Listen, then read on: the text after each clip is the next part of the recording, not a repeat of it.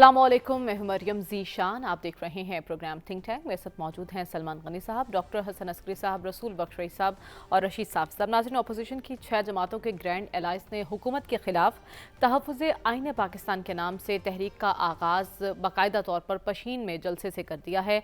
अब ये कहा जा रहा है कि ये तहरीक महमूद खान अचकज़ई की क़यादत में आगे बढ़ेगी और इसी तहरीक के तहत मुख्तलिफ़ शहरों में जलसे किए जाएंगे। आज जो जलसा हुआ उस जलसे से तमाम जमातों के रहनुमाओं ने खिताब किया। कहा गया कि सिविल सुप्रीमेसी हम चाहते हैं और इसके साथ साथ उमर अयूब ने कहा कि इस तहरीक से हम अपना हक लेकर रहेंगे। तो आज का जलसा कैसा था और क्या ये तहरीक टेक ऑफ कर पाएगी और क्या तमाम जमातें इस तहरीक के मकसद के हुसूल के लिए संजीदा हैं? ये वो सवालात हैं जो आज मैं अपने पैनल के सामने रखूँगी। सलमान साहब, सबसे पहले तो ये बताइए कि आज का जलसा आपको कैसा लगा और इसके साथ साथ क्या अपोजिशन इत्तेहाद की ये तहरीक ज़ोर पकड़ सकेगी? देखें, जलसे तो अपोजिशन के कामयाब ना भी हों तो हमें उन्हें कामयाब करार देना चाहिए कि इस सूरत हाल के अंदर उन्होंने एक मशक की है और पाकिस्तान के दूर दराज इलाके जो हैं वहाँ पर, और मैंने कल आपको इसका पस मंज़र बता दिया था कि जिन इलाकों में हो रहे हैं वहाँ पर अचकज़ई साहब का अपना, उनकी पार्टी का एक असर और रसूख भी मौजूद है।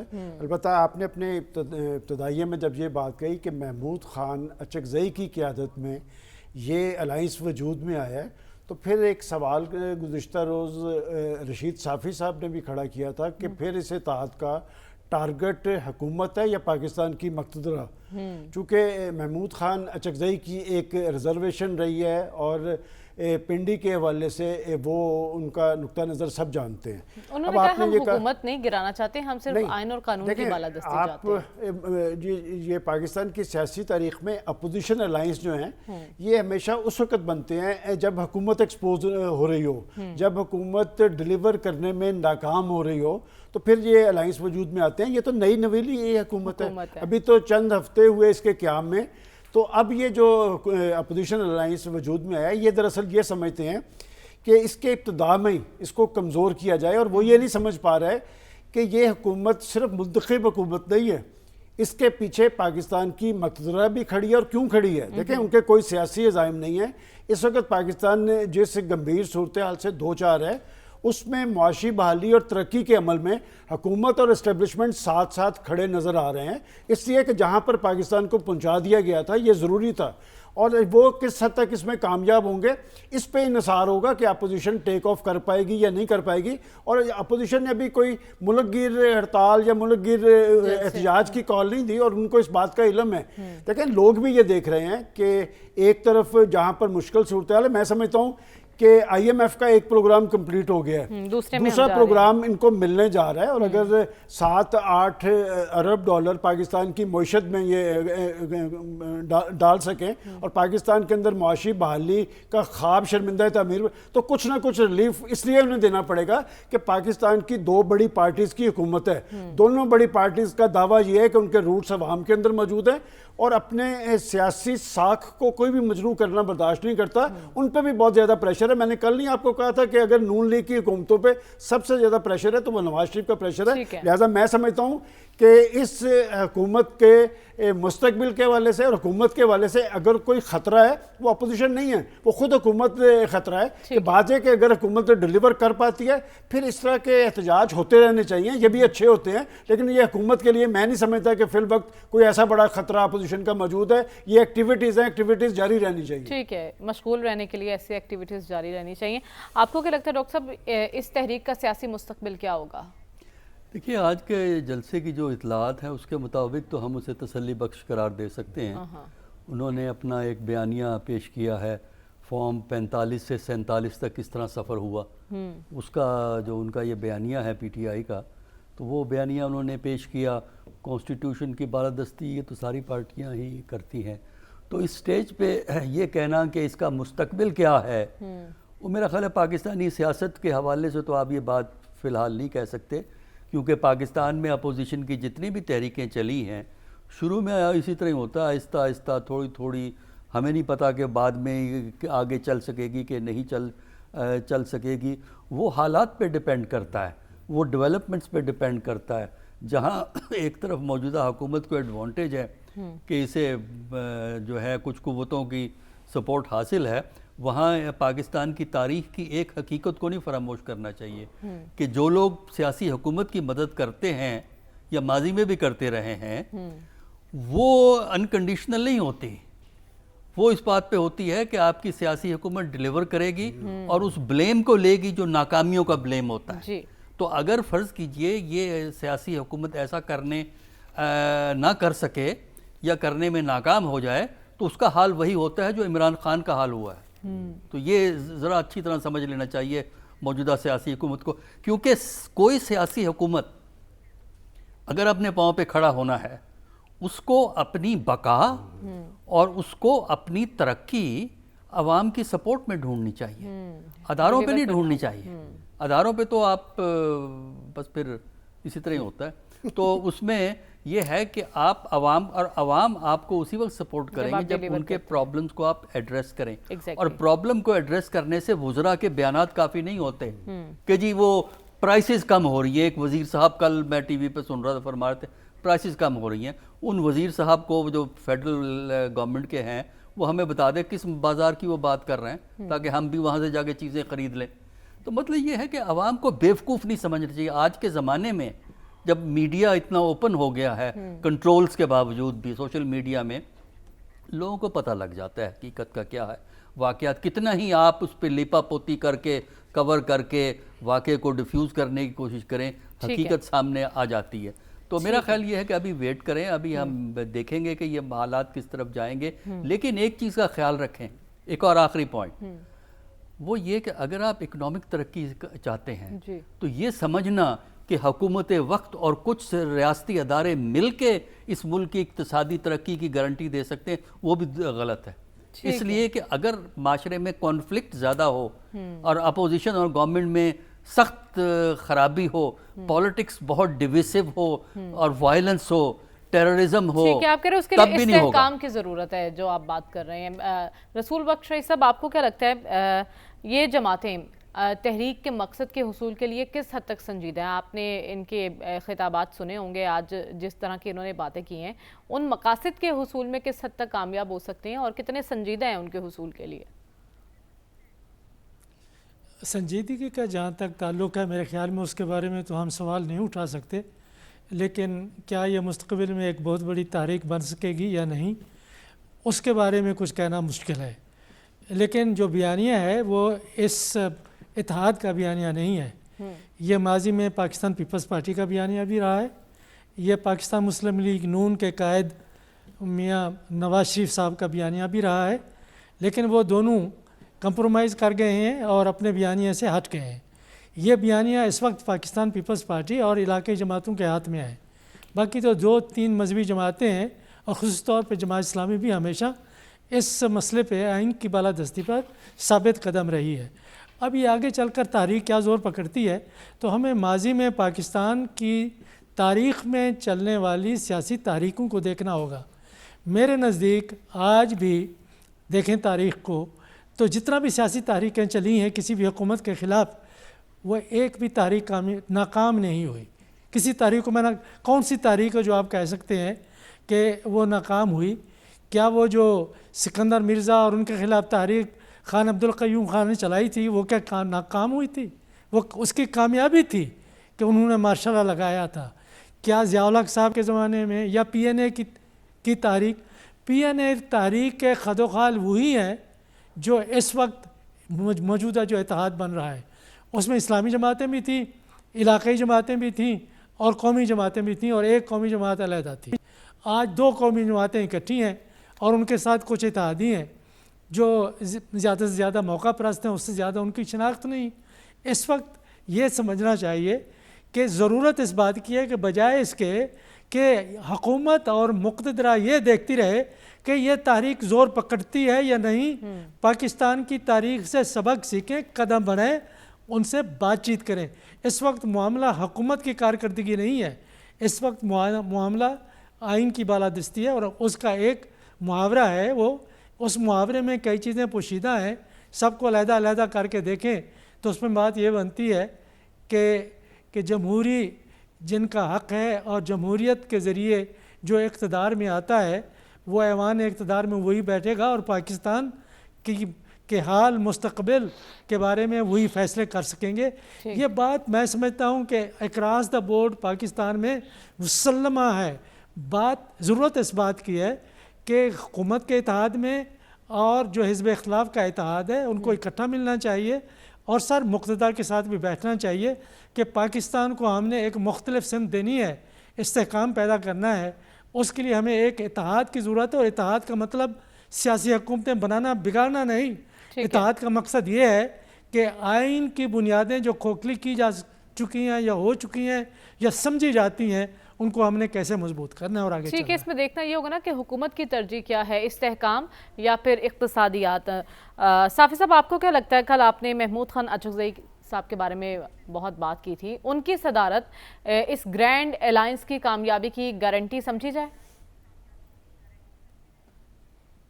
اللہ اللہ, کیا نظارہ ہے, کیا شان ہے کہ عبدالصمد خان اچکزئی صاحب کے فرزند ارجمند محمود خان اچکزئی قومی یکجہتی کے لیے نکل کھڑے ہیں. ابھی تک میں محمود خان اچکزئی کو جب سے میں نے ہوش سنبھالا ہے یہی کہتے ہوئے سنا ہے کہ یہ آئین ہی سرے سے پاکستان کا درست نہیں ہے. 73 کے آئین کی بات کر رہا ہوں, وہ تو نئے آئین کے مطالبات کرتے رہے, لیکن وہ پشتوں میں ان کی تقاریر ہے, یوٹیوب اور آپ کو انٹرنیٹ پہ اور گوگل پہ وہ ساری چیزیں مل جائیں گی. پھر کل ہی آپ کو میں نے بتایا تھا کہ پنجاب کے خلاف نفرت کو پلانے میں اس شخص کا اور اس شخص کی جماعت کا بنیادی کردار رہا ہے. آج اسٹیج پہ بڑی سیاسی جماعتوں سے لے کر علاقائی اور قوم پرست جماعتوں کے رہنما موجود تھے. اختر جان مینگل وہاں پہ موجود تھے, شہر افضل مروت وہاں پہ موجود تھے, ایوب خان کے پوتے جناب عمر ایوب صاحب وہاں پہ موجود تھے, محمود خان صاحب موجود تھے. لیکن جو ہمارے بھائی جو پنجاب سے جن کا تعلق تھا مزدور, ان کے بارے میں تو کسی نے کوئی بات نہیں کی. یہ شین میں کھڑے ہو کے کم از کم یہ تو بتاتے نا کہ یہ جو وہاں پہ یہ چیزیں ہو رہی ہے یہ کیوں ہو رہی ہے, یہ قومی وحدت کے لیے کتنی خطرناک چیز ہے اور قومی وحدت کو ان جماعتوں نے کتنا نقصان پہنچایا ہے. اب ایوب خان کا پوتا اور عبدالصمد خان اچکزئی کا بیٹا, میں ان کی باپ کی عظمت کو سلام پیش کرتا ہوں کہ انہوں نے ایوب خان جیسے ڈکٹیٹر کے خلاف اپنی زندگی کا بیشتر حصہ جیلوں کے سلاخ کے پیچھے گزارا. لیکن محمود خان جس مظلوم کی آج بات کر رہے ہیں 2 سال پہلے ان کی تقریر اٹھا رہے, اسی مظلوم کے خلاف تو ان کی سیاست کا پورا ڈھانچہ کھڑا ہے. 2014 سے لے کر 2018 تک وہ عمران خان کے بارے میں کیا کہتے رہے اور عمران خان ان کے بارے میں کیا کہتے رہے, یہ تو کوئی ڈکی چھپی بات نہیں ہے. آج جب ان سے گاڑی نکل گئی الیکشن میں, جب قوم پرستی کے جو ایک محتسبانہ سوچ تھی اس کو بلوچ پشتونوں نے مسترد کیا, تو انہوں نے پی ٹی آئی کی چھتری کے نیچے پلانے کی کوشش کی ہے. پی ٹی آئی کو اس جیسی قوتوں سے دور رہنا چاہیے. اگر وہ اپنے آپ کو ایک قومی جماعت بنانا اور کروانا پسند کرتی ہے تو پھر ان کو محمود خان اچکزئی اور اختر جان مینگل جیسے لوگوں سے دور رہنا چاہیے. اگر ان کو عوام کے ووٹ اور سپورٹ پہ اعتماد ہے تو ان کو عوام کے پاس جانا چاہیے. شین کا جلسہ ابھی کہا گیا کہ کامیاب ہے. آپ کس چیز کو کامیابی کہتے ہیں؟ پختونخوا ملی عوامی پارٹی کے پچھلے سال عبدالصمد خان اچکزئی کی برسی کا آپ جلسہ اٹھا کے دیکھیں, اس سے بھی 25%, یہ جو ہے 75% کم لوگ تھے, 25% لوگ محمود خان اچکزئی کے نہیں نکلے. آپ گراؤنڈ ریالٹی کے دیکھیں, لوگ ان باتوں میں اب نہیں آنے والے. آپ نے کل کے بات کرنی ہے. اگر آپ نے آئین کی بحالی کی بات کرنی ہے تو پہلے اپنے پرانے بیانات واپس لے لے, پہلے 73 کے آئین کو اپنے صدق دل سے آپ تسلیم کریں, جس کو آپ ہم پشتونوں کو بتاتے رہے. نہیں, اور سیاست تو ممکنات کا کھیل ہے. کل کے حریف آج کے حلیف بن یہ تو سیاست نہیں ہے. آپ کے آئین کی کتاب کو وہ نہیں مانتے رہے ہیں. ٹھیک ہے, ہمیں آگے بڑھنا اور بات کرنی ہے. افسوسناک واقعے کی جو کہ نوسکی میں پیش آیا ہے, ہولناک دل دہلا دینے والا واقعہ جس میں مسافر بس سے 9 افراد کو کو اغوا کیا گیا اور ان کا بےایمانہ بے دردی سے قتل کر دیا گیا۔ اس کے علاوہ ایک اور فائرنگ کا واقعہ پیش آیا جس میں 2 افراد زندگی کی بازی ہار گئے ہیں۔ سلمان صاحب، ہم دیکھ رہے ہیں کہ خیبر پختونخوا میں تو دہشت گردی کی ایک لہر تھی، آج بھی بنیر میں انٹیلیجنس بیس آپریشن میں 2 جوان شہید ہوئے ہیں، لیکن یہ لہر اب بلوچستان کی طرف جاتی ہوئی دکھائی دے رہی ہے۔ یہ سدباب کیسے ممکن ہوگا اس کا؟ دیکھیں، جب آپ دہشت گردی کی بات کرتے ہیں تو دہشت گردی کون کراتا ہے، کیوں کراتا ہے، مقاصد کیا ہے؟ جب بھی پاکستان کے اندر معاشی حوالے سے کوئی سنجیدہ عمل شروع ہوتا ہے تو یہ سلسلہ تیز ہوتا ہے، لیکن آپ کا یہ کہنا میں اس سے اتفاق نہیں کرتا کہ جی بلوچستان، آپ بڑے بڑے واقعات تو ہوئے بلوچستان میں، اور بلوچستان کیوں ٹارگٹ ہے؟ بلوچستان جو ہے قدرتی وسائل سے مالا مال، بلوچستان میں گوادر ہے، بلوچستان کے اندر سی پیک ہے، اور اس وقت آپ دیکھیں بی ایل اے کی ایکٹیویٹیز بہت حد تک ختم ہو چکی تھی، بی ایل اے سے دوبارہ سے ایکٹیو ہو رہی ہے، اور یہ جو افراد کو ٹارگٹ کیا ہے، 19 افراد اس گاڑی میں سوار تھے، اس میں کچھ خواتین تھی، خواتین اور مردوں کو چھوڑ دیا گیا، جو 9 افراد پیچھے بیٹھے تھے ان کو، اور یہ واقعہ بھی پہلے نہیں ہوا ہے، اس سے پہلے بولان کے اندر اس طرح کے واقعات ہوئے ہیں۔ سلمان صاحب، اس کا ذمہ دار کون ہے؟ دیکھیں، بات یہ ذمہ دار اگر تو آپ یہ پوچھیں کہ اس کا سدباب کیوں نہیں ہو پاتا، ذمہ دار کون ہے، بڑا کلیئر کٹ ہے۔ مطلب کیا آپ نے وہ نریندر مودی کے بلوچستان کے حوالے سے بیانات نہیں پڑھے ہوئے کہ بلوچستان کے آپ نے جو بات کی اس میں مسائل بھی بہت زیادہ ہے بلوچستان کے عوام کو، تو ادھر گورننس کیوں نہیں بہتر ہو رہی ہے، حکومت وقت کیوں نہیں ان معاملات کو دیکھ رہی؟ ریکوڈک کیا ہے، گوادر کی بندرگاہ کیا ہے، آپ کا پاکستان کا معاشی مستقبل ہے، وہاں پر یہ سارے واقعات کون کر رہے ہیں؟ اس کے پیچھے ایک مائنڈ سیٹ ہے، اس کے پیچھے اسلحہ کس کا ہے، اس کے پیچھے فنڈز کس کے ہیں؟ یہ انڈیا ہے اور افغان سرزمین کا استعمال ہے، سارے شواہد موجود ہیں۔ دیکھیں، بات یہ کہ ہمیں یہ دیکھنا چاہیے کہ اس طرح کے واقعات کا تدارک کیوں نہیں ہو پاتا، کہ اس میں زیادہ ضرورت اس بات کی ہے کہ ہمارا انٹیلیجنس نیٹ ورک مؤثر ہونا چاہیے، اور آج اس طرح کی اطلاعات آ رہی ہے کہ پہلے کچھ وہاں پر جو سیکورٹی پوسٹس بنائی گئی تھی وہ کم کر دی گئی تھی، اس میں اضافہ کیا جا رہا ہے۔ بلوچستان کا تحفظ ہر حوالے سے ضروری ہے، میں اسی لیے کہہ رہا ہوں کہ پاکستان کا معاشی مستقبل دراصل بلوچستان ہے۔ پختونخوا اور بلوچستان کے اندر جو دہشت گردی کے واقعات ہیں، اس کے پیچھے انڈیا ہے، اور انڈیا کس طرح موو کرتا ہے، یہ این ڈی ایس اور را، آپ ذرا تاریخ اٹھا کے دیکھیں نا کہ را کو کس نے، این ڈی ایس کو کس نے ٹرینڈ کیا، را نے کیا، اور آپ کے پاس سارے واقعات کے شواہد موجود ہیں۔ میں سمجھتا ہوں کہ اس طرح کے واقعات کا سبق یہی ہے کہ ہمیں اپنے سیکورٹی کے جو اقدامات ہیں ان کو مؤثر بنانا چاہیے۔ دوسری بات یہ ہے کہ جب تک کہ سیکورٹی اداروں کے پیچھے آپ کی پاکستان کی سیاسی قیادت کھڑی نہیں ہوگی، اس حوالے سے یکسوئی اور سنجیدگی نہیں ہوگی، بات یہ کہ یہ جو دہشت گردی کے اندر ہمارے جوان اور افسر وہ ٹارگٹ ہوتے ہیں، ان کی شہادتوں کا عمل جو ہے، اور فوجیں ہمیشہ وہی کامیاب ہوتی ہیں جس کے پیچھے قوم کھڑی ہو۔ جب تک آپ دہشت گردی کے جن کو قابو نہیں کریں گے، پاکستان کے اندر معاشی بحالی اور اس کی ترقی کا عمل جو ہے وہ نتیجہ خیز نہیں ہوگا۔ آپ کا دشمن آپ کے خلاف بھرپور انداز میں ایکٹیو ہے۔ بلوچستان کے اندر ایکٹیویٹی دوبارہ شروع ہوئی ہے، اس کا تدارک کرنا بلوچستان کی نئی حکومت کی ذمہ داری بھی ہے۔ اور ایک اور بات، سرفراز بگٹی صاحب جو وہاں کے وزیر اعلیٰ ہیں، وہ بہت کچھ جانتے ہیں، اس لیے کہ انہوں نے ساری صورتحال کے اندر ان پہ بھی حملے ہوئے ہیں۔ میں سمجھتا ہوں کہ سرفراز بگٹی صاحب کو یہ چیلنج قبول کرنا چاہیے۔ ٹھیک ہے، لیکن آپ نے کہا نا ہمیں دشمن کے بارے میں بھی پتہ ہے، دشمن کون ہے، ہمارے پاس ثبوت بھی ہیں ڈاکٹر صاحب، پھر ہم ایسے واقعات کی روک تھام میں کامیاب کیوں نہیں ہو پا رہے؟ دیکھیے 2010 یا 11 میں بھی اس قسم کے واقعات ہوئے تھے، پھر بعد میں یہ واقعات ختم ہو گئے تھے۔ 2010 یا 11، 9 اور 10 میں یہ کافی واقعات ہوئے ہیں جس میں جو سیٹلرز کو ٹارگٹ کیا گیا۔ تو یہاں بھی ہم اس واقعے کو دیکھ رہے ہیں، تو اس کا مطلب تو یہی ہے نا کہ جو صورتحال ہے پاکستان کے اندر، اس میں غیر یقینی کو بڑھایا جائے، اور اس غیر یقینی کو بڑھانے کا ایک بنیادی مقصد یہ بھی ہے کہ جو پاکستان چائنا اکنامک کوریڈور ہے، جس کا بیشتر حصہ بلوچستان ہی سے ہے، تعلق رکھتا ہے، اس کو کسی طرح کامیاب نہ ہونے دیا جائے، کیونکہ اس کے خلاف ہندوستان بھی ہے، اس کے خلاف امریکہ بھی ہے۔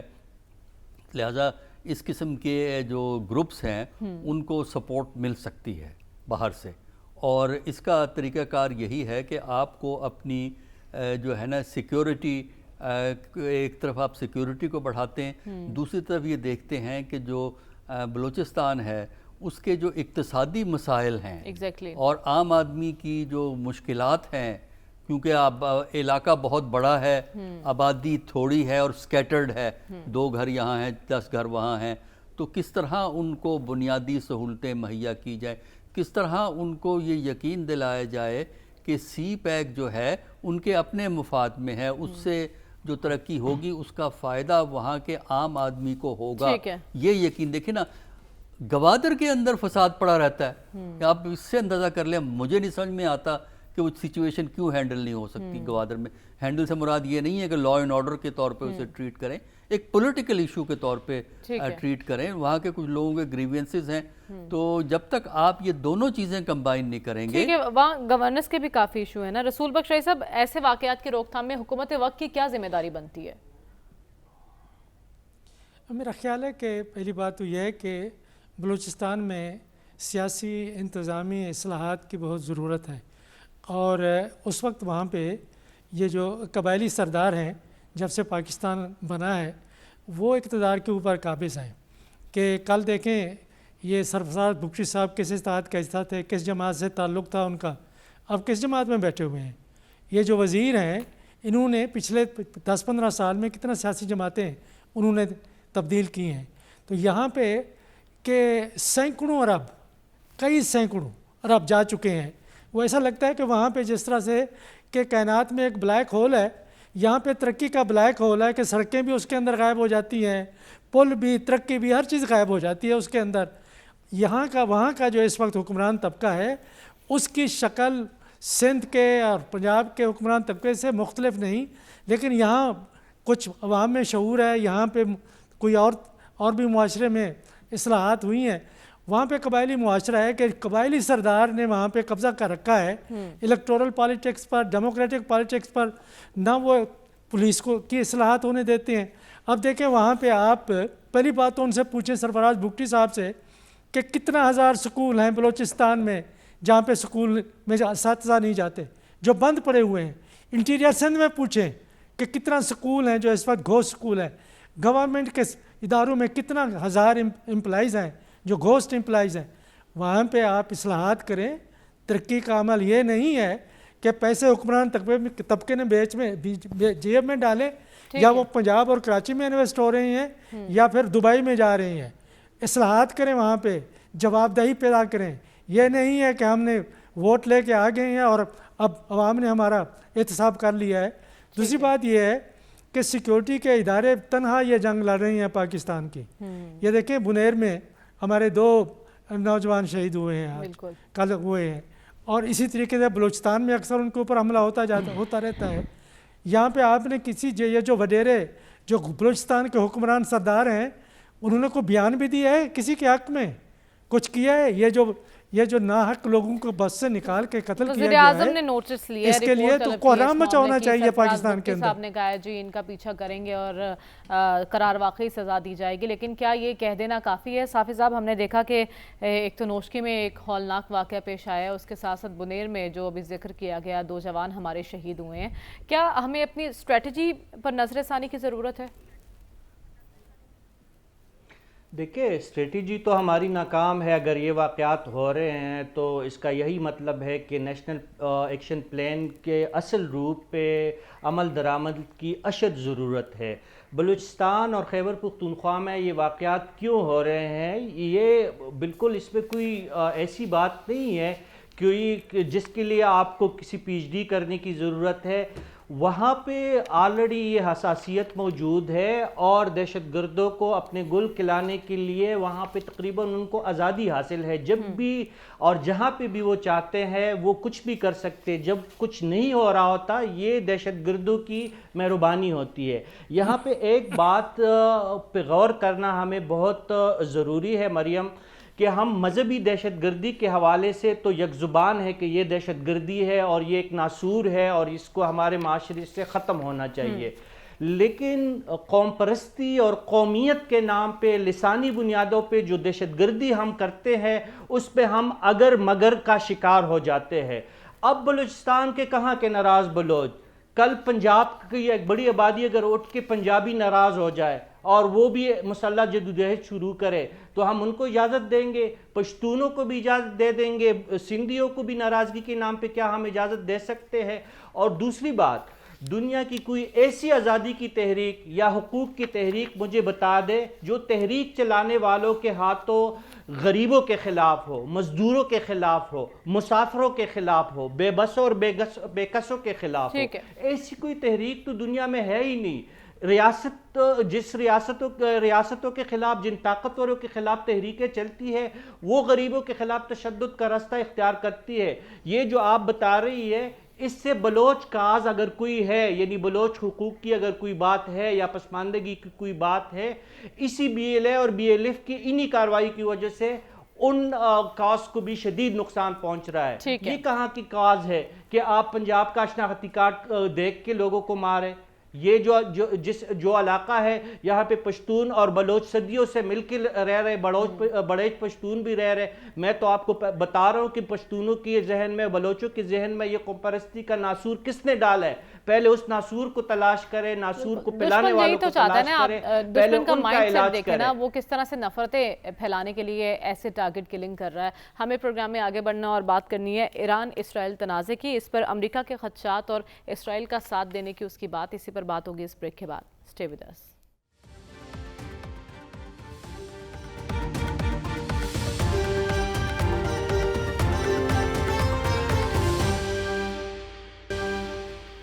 ویلکم بیک ناظرین۔ امریکہ کو خدشات ہیں کہ ایران اسرائیل پر حملہ کر سکتا ہے، اور انہوں نے کہا ہے کہ ایران نے دمشق سفارت خانے پر اسرائیلی حملے کا جواب دیا تو پھر امریکہ اسرائیل کے ساتھ ہوگا۔ اس سلسلے میں جو بائیڈن نے ایران کو پیغام بھی دیا ہے کہ وہ ایسا نہ کریں، اگر ایسا کیا گیا تو امریکہ یقینی طور پر اسرائیل کے ساتھ کھڑا ہوگا۔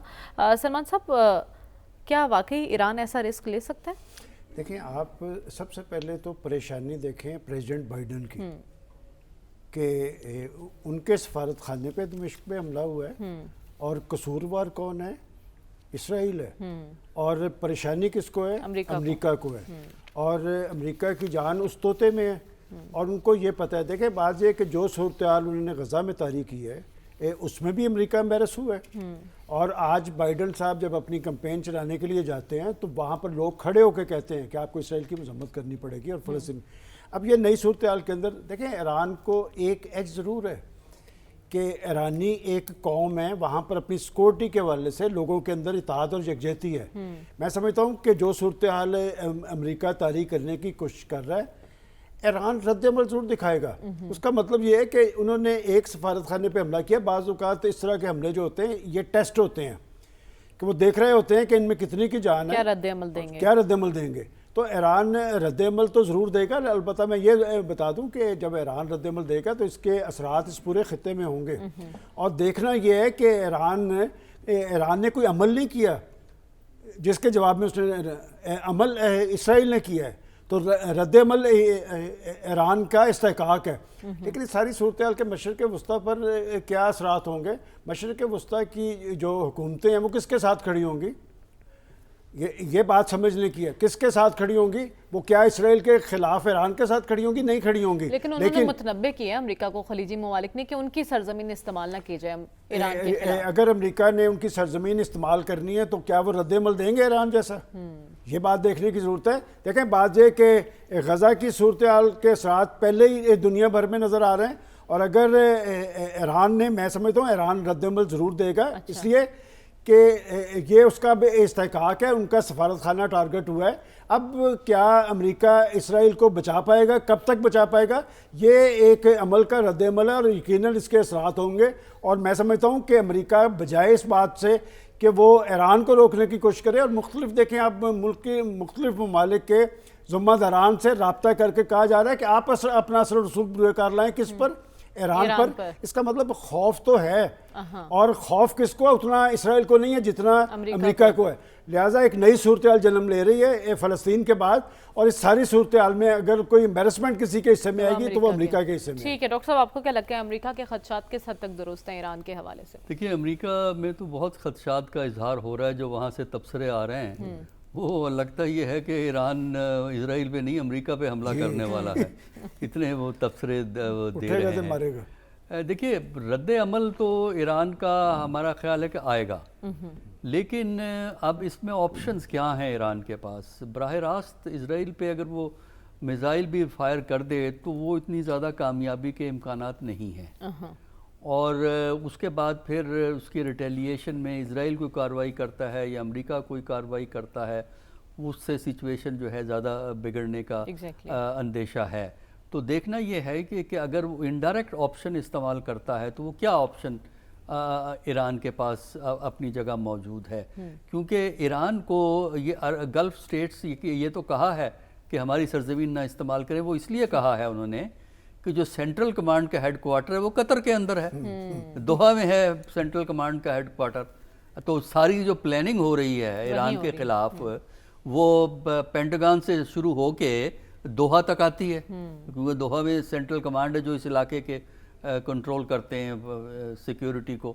تو اب دیکھنا یہی ہے کہ ایران کیا اس پہ رسپانس دے گا، اور کیا وہ بھی کسی طریقے سے اسرائیل کے جو ایمبسیز ہیں دوسرے ملکوں میں ان کو ٹارگٹ کر سکتا ہے، یہ بھی ایک آپشن ہے کہ وہ جو ایمبسیز ہیں ان کو ٹارگٹ کرے، یا ان کے پرسنل پہ حملہ ہو سکتا ہے دوسرے ملکوں میں، کیونکہ ایران کے سائنٹسٹ پہ اسرائیل نے حملے کیے ہیں ماضی میں، بلکہ بہت سے ایرانی سائنٹسٹ جو ہیں جاں بحق ہوئے ہیں اسرائیلی حملے کی وجہ سے، تو وہ بھی ایک امریکہ نے آپشن نقل و ہے۔ حرکت محدود کر دی ہے نا اپنے شہریوں کی دوسرے نہیں وہ تو ٹھیک ہے، وہ ہے، لیکن یہ ہے کہ جو یہ اس قسم کا کام کرتے ہیں وہ مانیٹرنگ کرتے ہیں اور وہ دیکھ کے اس کا کرتے ہیں، تو ہمیں انتظار کرنا پڑے گا کہ یہ سچویشن جو ہے کس طرح انفولڈ ہوتی ہے، لیکن کوشش یہی ہونی چاہیے کہ یہ جو ہے ایشو پھیلے نہ، کیونکہ اگر یہ پھیل جاتا ہے ایشو تو اس کا نقصان یہ ہے کہ لوگ غزہ پہ جو ظلم اور جبر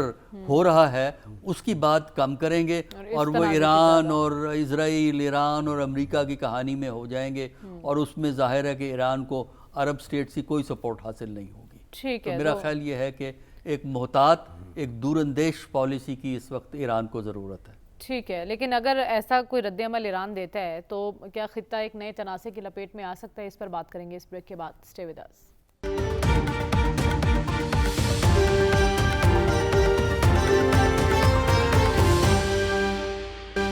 ویلکم بیک ناظرین، بات ہو رہی ہے ایران اسرائیل تنازع کی۔ امریکہ کے خدشات اپنی جگہ ہیں، لیکن اسرائیل کہہ رہا ہے کہ ہماری تیاری مکمل ہے۔ رسول بخش صاحب، اگر ایران رد عمل دیتا ہے تو یہ بات کہاں جا کر رکے گی؟ منحصر ہے اس بات پہ کہ ایران کا رد عمل کیا ہوگا، کہ یہ پہلا واقعہ نہیں ہے۔ جنرل قاسم سلیمانی کو شہید کیا گیا عراق میں، اور ایران کے اندر کئی دفعہ وہ حملے کرا چکے ہیں، ایران کے اندر بھی، شام کے اندر بھی۔ یہ کوئی 10واں یا 15واں واقعہ ہے پچھلے 5-6 سال میں، لیکن ایران نے محتاط رویہ اختیار کیا ہوا ہے۔ ایران موجودہ تناظر میں یہ نہیں چاہتا کہ وہ کسی بڑی جنگ میں شامل ہو۔ غزہ میں آپ نے دیکھ لیا ہے کہ ایران مکمل طور پر خاموش رہا ہے، جس طرح باقی دیگر ممالک رہے ہیں۔ تو اس وقت اسرائیل اور امریکہ تو پرووک کر رہے ہیں کہ کسی طریقے سے ایران کوئی ایسی حرکت کرے کہ جس سے ان کو موقع مل جائے کہ وہاں جا کے تباہی مچا دیں۔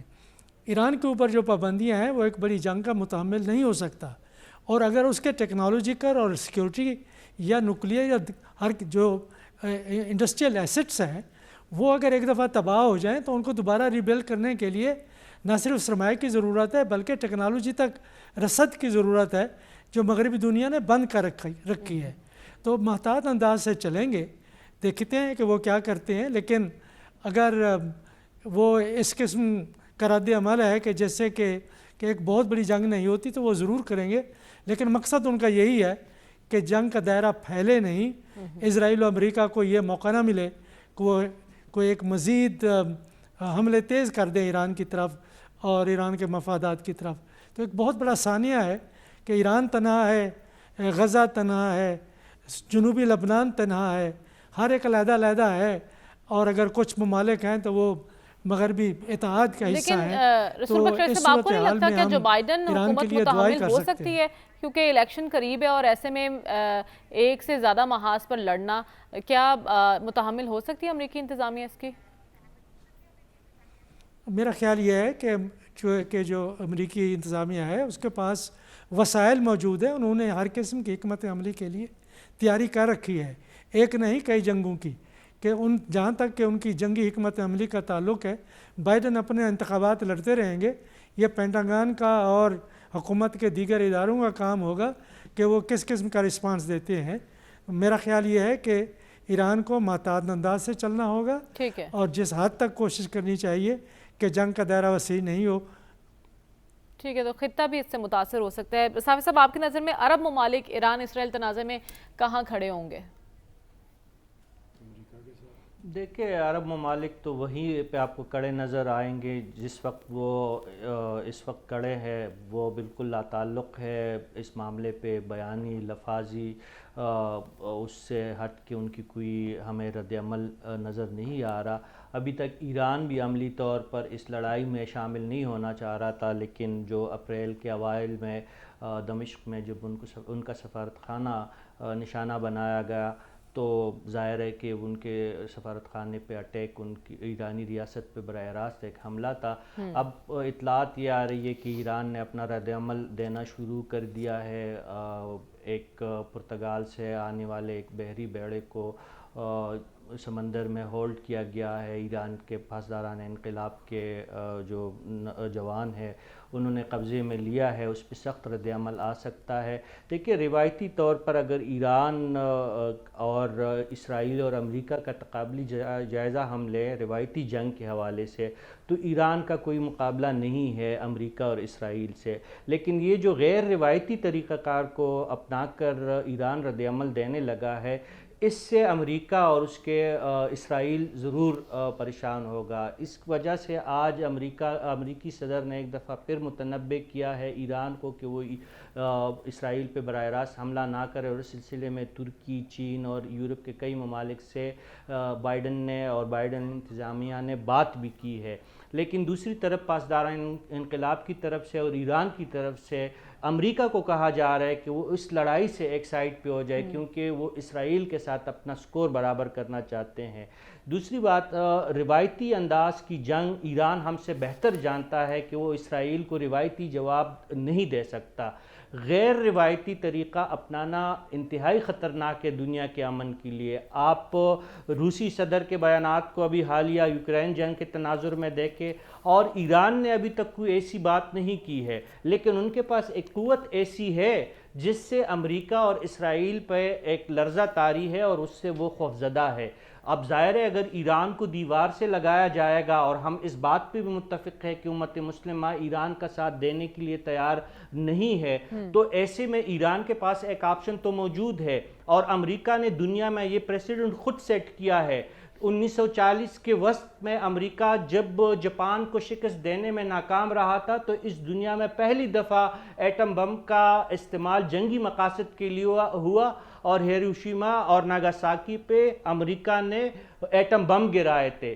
تو جب امریکہ ایسا کر سکتا ہے، اور ان کے پالیسی ساز اس بات کو جانتے ہیں کہ جب ممالک روایتی جنگ میں، اس وقت امریکہ کو روایتی جنگ میں تقریباً شکست ہو چکی تھی دوسری جنگ عظیم کے اواخر میں، اس لیے انہوں نے ایٹم بم کا استعمال کیا تھا۔ تو ایسے ملکوں کو دیوار سے زیادہ لگانے کی بجائے ان سے بات چیت کا رستہ اختیار کرنا چاہیے، ان کی باتیں سننی چاہیے۔ جو روس کہہ رہا ہے، جو ایران کے پاس جو قوت ہے، ایسے ملکوں کو اس قدر تنگ نہ کیا جائے کہ وہ غیر روایتی جنگی طریقہ کار پر وہ اتر آئے۔ تو ان کے پاس آخری ایک حربہ ہے جس سے دنیا اور مغرب اس سے ڈر رہا ہے۔ ٹھیک ہے، آپ کہہ رہے ہیں امریکہ پرووک نہ کرے کہ ایران غیر روایتی جنگی طریقہ کار استعمال کرے۔ آج کے پروگرام سے ہمیں اجازت دیجیے، وقت ختم ہوا چاہتا ہے۔ آپ سے انشاءاللہ کل ملاقات ہوگی۔ اللہ حافظ۔